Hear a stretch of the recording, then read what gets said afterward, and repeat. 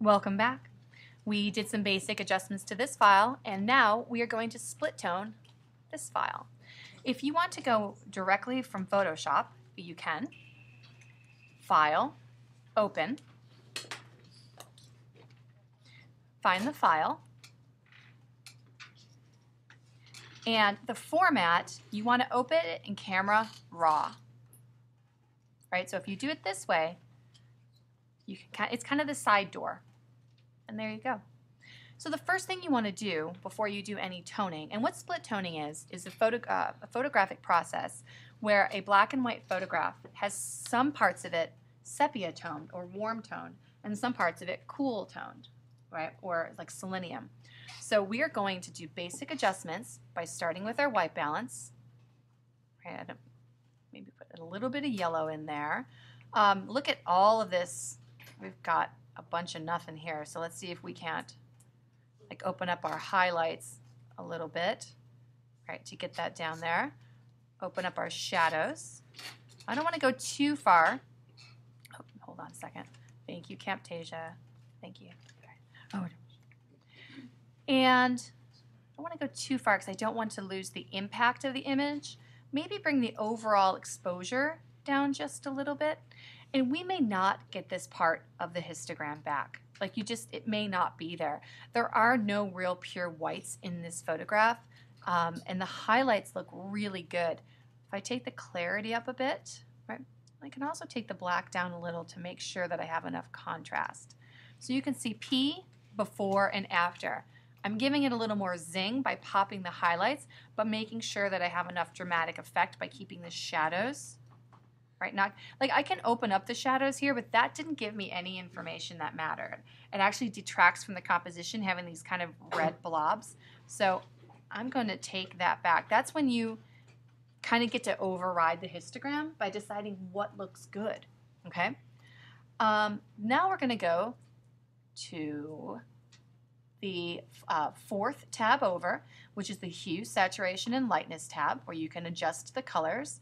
So if I wanted the greens to be a little bit of a different green, I could do that. I could change them to a more yellow green, or make them a very minty green. I could change some of the oranges, or I put a little bit more reds in there. I could change the saturation of the reds. By taking it out, you'll see that this goes almost monochromatic, or increasing the saturation. I say be really careful with these because, again, you don't want the image to have look edited. The image should kind of be effortless, right? Every photograph needs editing, but you don't want people to look at it and go, wow, there's a big red leaf in the middle of this. I see where you added red. Okay? I'm going to hit convert to grayscale. And then I have the option of using these sliders to just kind of make parts pop. So I'm going to open the yellow a little bit, which gives me more information. Drag the red. In this case, with it being black and white, I don't want this to fall away into complete darkness. So I'm just going to kind of see the greens. I can add, drag that slider to the right even more. So we started there, and now we're here. It's looking pretty good. So once we've converted it to grayscale, the next thing you're going to do is go to the fifth tab over where you split tone. And you can split tone using any colors, but I'm going to say let's, DBC, don't be crazy. And we're going to use kind of the traditional. So we'll grab a yellow, increase the saturation. So the highlights will have a distinctive yellow tone, and the shadows will have a blue tone.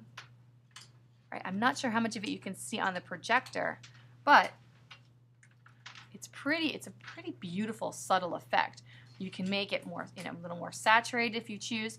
Also, you can change the balance if you would prefer to have it cooler or warmer, right?